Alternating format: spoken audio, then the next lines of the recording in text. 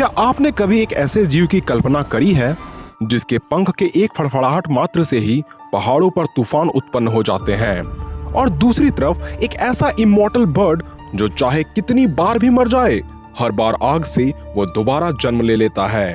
एक तरफ है गरुड़ा, देवताओं का डिवाइन वॉरियर, लॉर्ड विष्णु का वाहन, और दूसरी तरफ है फीनिक्स, इमॉर्टलिटी का सिंबल, जो फायर और रीबर्थ का मास्टर है।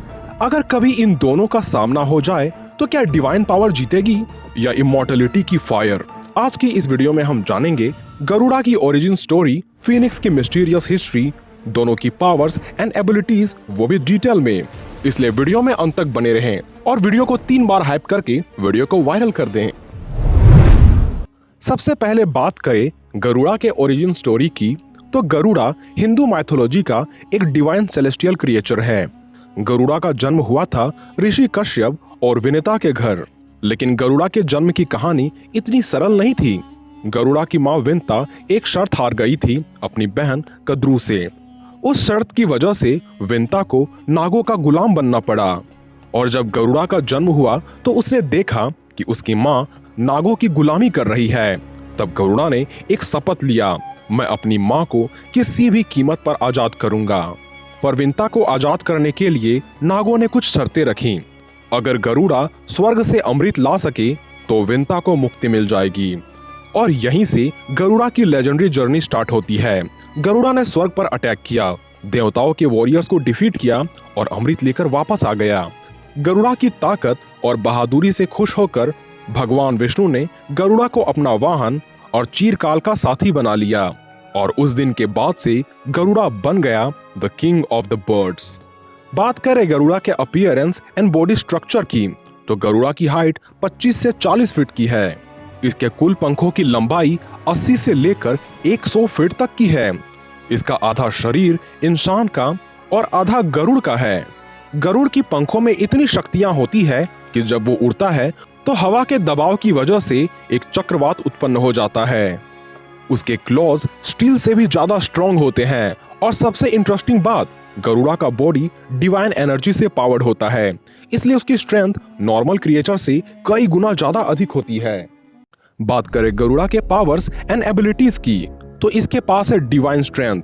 गरुड़ा का फिजिकल स्ट्रेंथ माइथोलॉजिकल लेवल का है। कुछ स्क्रिप्चर्स के अकॉर्डिंग गरुड़ा अपने क्लॉज में एलिफेंट और जायंट सर्पेंट को इजीली उठा सकता है, इसलिए नागास उससे सबसे ज्यादा डरते थे। गरुड़ा की दूसरी एबिलिटी है सुप्रीम स्पीड। गरुड़ा की स्पीड लाइटनिंग से कंपेयर की जाती है। एंशिएंट टेक्स्ट में लिखा है कि गरुड़ा सेकंड्स में हेवन और अर्थ के बीच ट्रेवल कर सकता है, मतलब गरुड़ा के उड़ने की गति प्रकाश की गति से भी अधिक हो सकती है। गरुड़ा की तीसरी सबसे स्पेशल एबिलिटी है सर्पेंट स्लेयर पावर, जिसके वजह से गरुड़ा के उपस्थिति मात्र से ही आसपास के सभी सर्प कमजोर हो जाते हैं। गरुड़ा के क्लॉज और बीक स्पेशली सर्पेंट को हंट करने के लिए ही बने हैं, इसलिए अगर सांपों को आसपास गरुड़ कहीं दिख जाए तो वह स्वतः कमजोर हो जाते हैं एवं उसे मौत का डर सताने लगता है। गरुड़ा की चौथी एबिलिटी है डिवाइन एनर्जी ऑरा। गरुड़ा एक डिवाइन क्रिएचर है, इसलिए उसके बॉडी से सेलेस्टियल एनर्जी ऑरा निकलती रहती है, और ये ऑरा इवल क्रिएचर्स को कमजोर कर देती है, यानी शैतान इसके सामने आते ही वो अपनी आधी शक्तियां खो देता है। गरुड़ा की ड्यूरेबिलिटी का कोई जवाब नहीं। गरुड़ा का शरीर किसी नॉर्मल वेपन से डैमेज नहीं होता। इसे मारने के लिए सिर्फ डिवाइन वेपन्स या गॉड लेवल अटैक से ही मारा जा सकता है। इसके साथ ही गरुड़ा आग को कंट्रोल कर सकता है। इसी वजह से यह सूर्य के समीप भी चल जाए तो इसके पंखों को जरा सा भी नुकसान नहीं पहुंचता। न तो इसे आग जला सकती है और ना ही बर्फ जमा सकती है। खैर, ये तो थी गरुड़ा के पावर्स एंड एबिलिटीज का छोटी सी झलक। अब अगर बात करें फीनिक्स की, तो फीनिक्स की कहानी ज्यादातर ग्रीक माइथोलॉजी और मिडल ईस्टर्न माइथोलॉजी से आता है।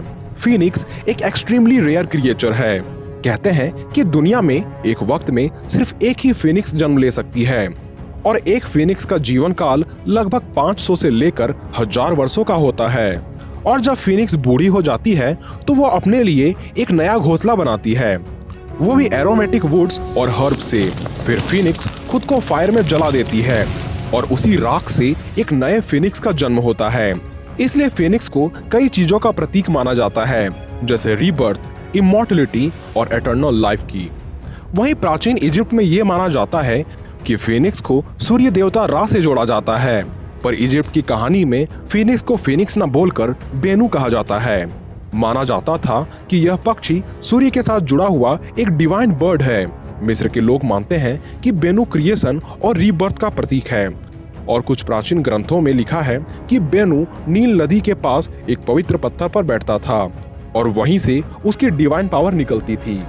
बात करें फीनिक्स के बॉडी स्ट्रक्चर की, तो फीनिक्स का अपीयरेंस एक्सट्रीमली ब्यूटीफुल और मजेस्टिक होता है। इसका आकार किसी विशाल ईगल से थोड़ा ज्यादा बड़ा होता है। इसके फेदर्स रेड, ऑरेंज और गोल्ड कलर के होते हैं। इसके पंख हर वक्त एक जलती हुई ज्वाला की तरह धधकती रहती है, मानो यह अपने आसपास ऊर्जा का विस्तार कर रही हो। और जब फीनिक्स फ्लाई करती है तो उसके पंखों से स्पार्क्स और फ्लेम्स निकलते हैं और सुदूर आसमान में वह किसी बर्निंग कॉमेट की तरह दिखता है। बात करें फीनिक्स के पावर्स एंड एबिलिटीज की, तो इसके पास है इमॉर्टलिटी या रीबर्थ। फीनिक्स की सबसे पावरफुल एबिलिटी है रीबर्थ फ्रॉम एशेस, यानी राख से पुनर्जन्म लेना। अगर फीनिक्स मर भी जाए तो कुछ वक्त बाद उसकी राख से एक नए फीनिक्स का जन्म होता है, इसलिए फीनिक्स को परमानेंटली डिस्ट्रॉय करना लगभग नामुमकिन है। इसकी दूसरी सबसे बड़ी पावर है फायर मैनिपुलेशन। फीनिक्स फायर को कंट्रोल कर सकता है, जिस वजह से वे हमले के तौर पर फायर ब्लास्ट, फ्लेम स्टॉर्म और बर्निंग शॉकवेव दे सकता है, जिससे सामने वाले ओपोनेंट को जलने से कोई नहीं रोक सकता। इसकी तीसरी सबसे बड़ी एबिलिटी है हीलिंग फ्लेम्स। फीनिक्स की फ्लेम्स सिर्फ डिस्ट्रक्टिव नहीं होती, उनमें हीलिंग पावर्स भी होती है, और फीनिक्स की आंसू और फ्लेम्स इंजरीज को हील कर सकते हैं। यहाँ तक कि ऐसा भी माना जाता है कि इंसानों के कितने बड़े घाव को भी फीनिक्स के आंसू की एक बूंद उसे पल भर में भर सकती है। इसके पास है फायर शील्ड, जिसमें यह अपने बॉडी के अराउंड फ्लेम बैरियर बना सकता है, और यह शील्ड एनिमीज के किसी भी हमले को रोकने की ताकत रखती है।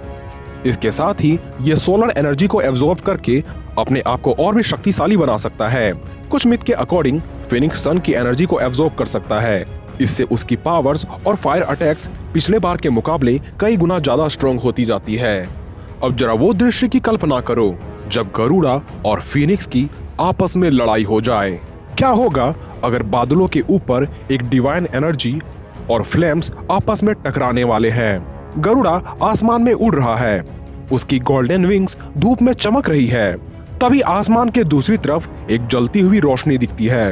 वो कोई सितारा नहीं, वो फीनिक्स है। फीनिक्स की शरीर आग से घिरी हुई है और फीनिक्स एक मैसिव फायर ब्लास्ट शूट करता है, परंतु गरुड़ा अपने पंखों से एक विंडस्टॉर्म क्रिएट करता है, जिस वजह से यह फायर को अपने आसपास बिखेर देता है। फीनिक्स फिर से अटैक करता है, इस बार फायर टॉर्नेडो, पर गरुड़ा प्रकाश की गति से डाइव करता है और फीनिक्स को अपने पंजों से वार करता है।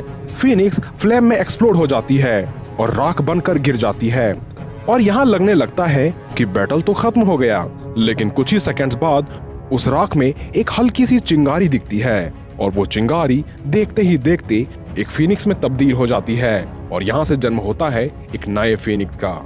और यहाँ गरुड़ा समझ जाता है कि फीनिक्स को पूर्ण तरह से मार पाना लगभग असंभव है, इसलिए दोनों को कंपेयर करें तो गरुड़ा क्लियरली स्ट्रॉन्ग है। उसकी ताकत, स्पीड और डिवाइन एनर्जी का कोई मुकाबला नहीं। लेकिन फीनिक्स भी अमर है, इसलिए शॉर्ट बैटल में गरुड़ा जीत सकता है, लेकिन लॉन्ग रन में फीनिक्स हर बार रीबर्थ लेकर वापस आ जाएगा, और इसी वजह से फीनिक्स को कहा जाता है the eternal bird of fire. परंतु गरुड़ा भी अमर है, इसलिए गरुड़ा को भी मार पाना फीनिक्स के लिए नामुमकिन है। यहाँ गरुड़ा फीनिक्स को तो हजारों बार मार सकता है, परंतु हजारों बार फीनिक्स का जन्म हो सकता है, लेकिन फीनिक्स गरुड़ा को एक बार भी नहीं मार सकता। इसलिए इस केस में विनर गरुड़ा है। इस पर आपकी क्या राय है, हमें कमेंट में जरूर लिखें। तो आज के लिए बस इतना ही, मिलते हैं अगले वीडियोस में।